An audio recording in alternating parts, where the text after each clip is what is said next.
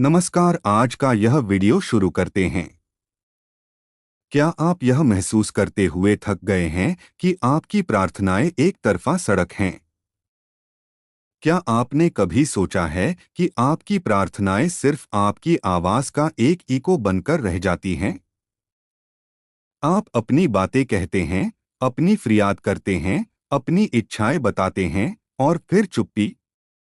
यह भावना कि आप बस अपनी ही बात कर रहे हैं, बिना किसी जवाब, किसी मार्गदर्शन या किसी वास्तविक जुड़ाव के, वाकई थका देने वाली हो सकती है।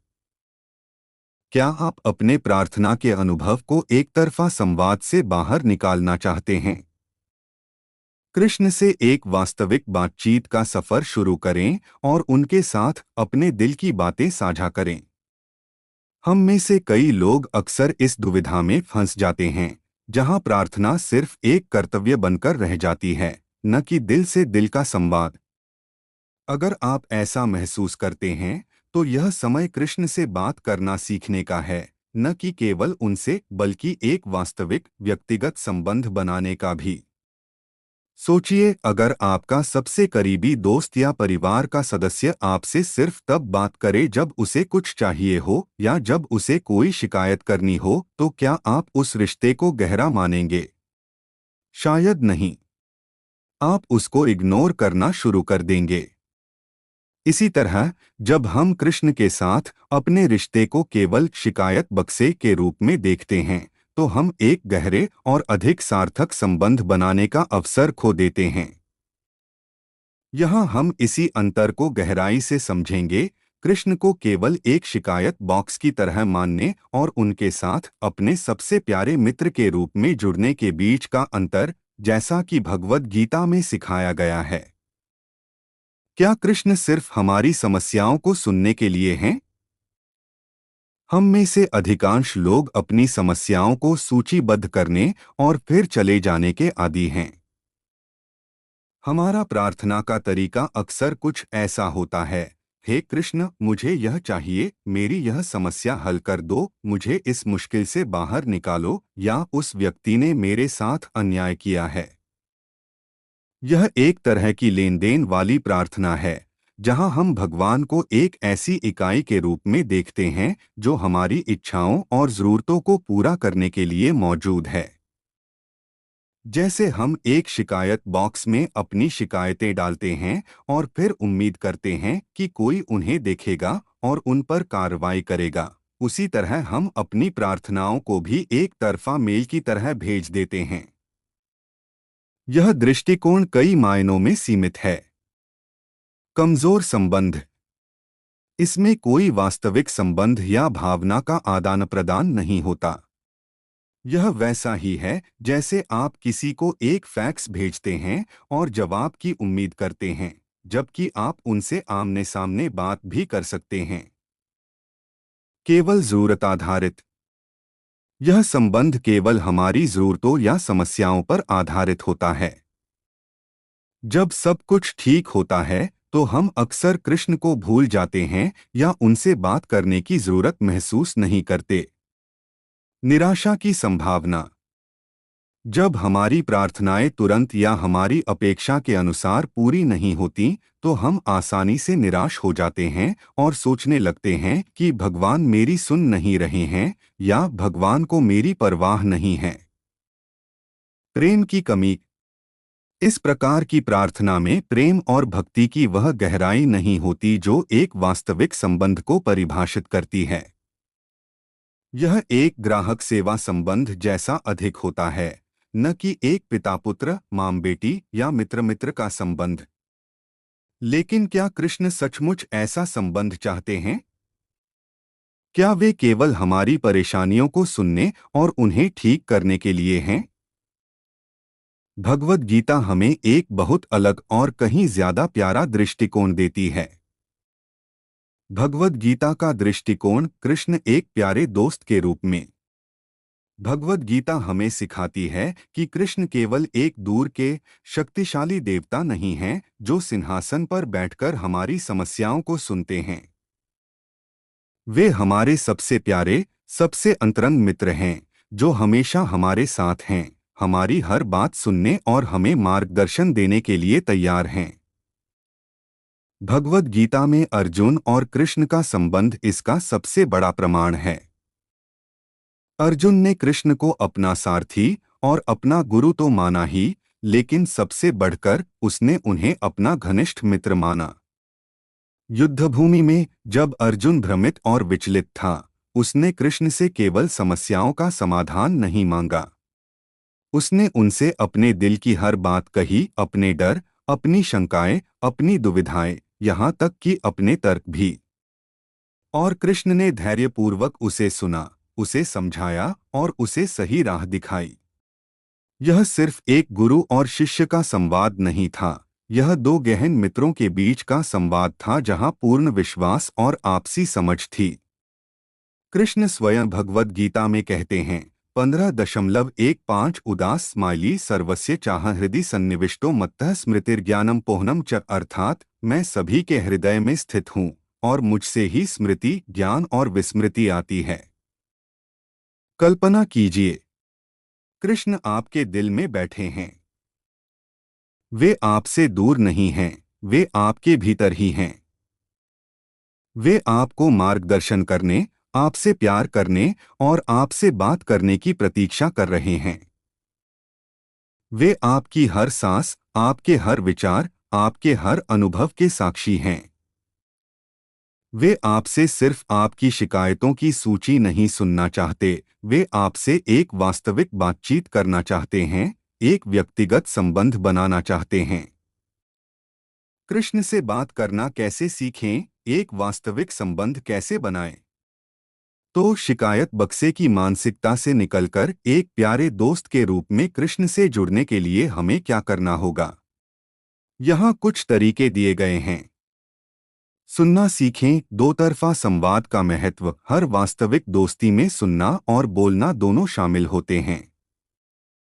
हम अक्सर कृष्ण से अपनी बात तो कहते हैं, लेकिन क्या हम उनकी बात सुनने के लिए तैयार होते हैं? सुनना का मतलब हमेशा एक शाब्दिक आवाज सुनने से नहीं होता। यह हो सकता है भगवद गीता और अन्य शास्त्रों का अध्ययन। इन पवित्र ग्रंथों में कृष्ण के शब्द और शिक्षाएं हैं। उन्हें एक दोस्त की सलाह के रूप में पढ़े। आंतरिक मार्गदर्शन। शांत मन से प्रार्थना करने के बाद अपने अंतर्ज्ञान, अपनी अंतरात्मा पर ध्यान दें। अक्सर कृष्ण हमारे भीतर से ही हमें मार्गदर्शन देते हैं। संकेत और संयोग। कभी कभी कृष्ण हमें घटनाओं, लोगों या परिस्थितियों के माध्यम से संकेत देते हैं। जागरूक रहें और उन पर ध्यान दें। ध्यान और जप। शांत बैठकर कृष्ण के नाम का जप, जैसे हरे कृष्ण महामंत्र करना, मन को शांत करता है और हमें उनकी उपस्थिति के प्रति अधिक संवेदनशील बनाता है। सब कुछ साझा करें, सिर्फ समस्याएं नहीं। एक सच्चे दोस्त के साथ आप केवल अपनी समस्याएं नहीं साझा करते, आप अपनी खुशियां, अपनी चिंताएं, अपनी छोटी छोटी रोजमर्रा की बातें, अपने सपने और यहाँ तक कि अपनी मूर्खताएं भी साझा करते हैं। कृतज्ञता व्यक्त करें।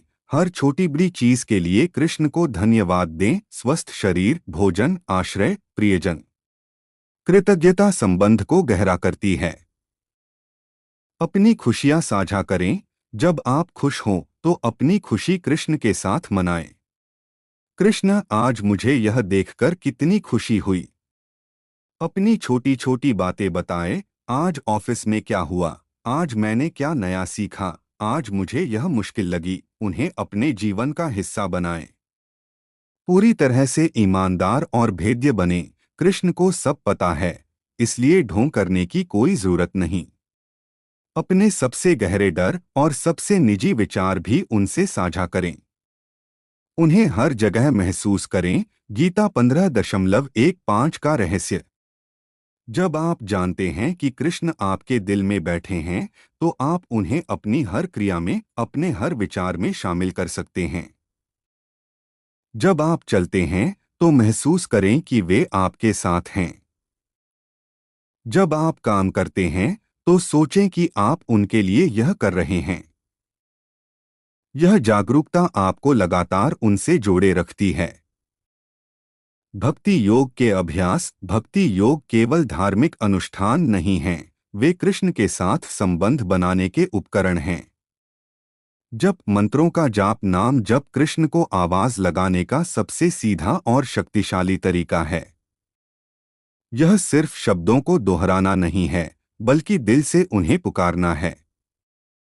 कीर्तन, सामूहिक जप और गायन दूसरों के साथ मिलकर कृष्ण की महिमा का गुणगान करने से एक दिव्य वातावरण बनता है जो संबंध को मजबूत करता है। भगवद गीता और श्रीमद् भागवतम का अध्ययन, ये ग्रंथ कृष्ण की लीलाओं, गुणों और शिक्षाओं को प्रकट करते हैं। उन्हें पढ़कर हम कृष्ण को बेहतर तरीके से जान सकते हैं, और जैसे जैसे हम उन्हें जानते हैं, हमारा प्रेम उनके प्रति बढ़ता जाता है। एक वास्तविक संबंध के लाभ। जब आप कृष्ण के साथ एक वास्तविक व्यक्तिगत संबंध स्थापित करते हैं, तो आपका जीवन पूरी तरह से बदल जाता है। शांति और संतोष, आप अब अकेला या उपेक्षित महसूस नहीं करते। आप जानते हैं कि कोई है जो हमेशा आपके साथ है, आपको सुन रहा है और आपसे प्यार करता है। स्पष्ट मार्गदर्शन, जीवन की चुनौतियों और निर्णयों में आपको एक आंतरिक स्पष्टता और मार्गदर्शन मिलता है। अटूट प्रेम और समर्थन, आप महसूस करते हैं कि आप असीम और बिना शर्त प्यार से घिरे हुए हैं। चिंता और भय में कमी, यह जानकर कि कृष्ण सब कुछ संभाल रहे हैं, आपकी चिंताएं कम हो जाती हैं। आप उन्हें अपनी सारी परेशानियां सौंप सकते हैं। आध्यात्मिक विकास, आपका संबंध गहरा होता जाता है और आप आध्यात्मिक रूप से विकसित होते हैं। जीवन में उद्देश्य, आपको अपने जीवन का एक गहरा उद्देश्य मिलता है जो सिर्फ भौतिक सफलताओं से कहीं ज्यादा होता है। बाधाओं पर काबू पाना। हो सकता है कि आपको संदेह हो, क्या मैं बस कल्पना कर रहा हूं या क्या कृष्ण सचमुच मुझसे बात करेंगे? यह सामान्य बात है। इस संबंध को विकसित होने में समय और ईमानदारी लगती है। धैर्य रखें, अपने प्रयासों में निरंतरता बनाए रखें और सबसे महत्वपूर्ण, विश्वास रखें। निष्कर्ष, यह सिर्फ प्रार्थना नहीं है, यह प्रेम है। कृष्ण से बात करना सीखना उनके साथ एक गहरा व्यक्तिगत संबंध बनाना है, एक ऐसा संबंध जो आपको हर पल सहारा देता है, मार्गदर्शन करता है और खुशियों से भर देता है।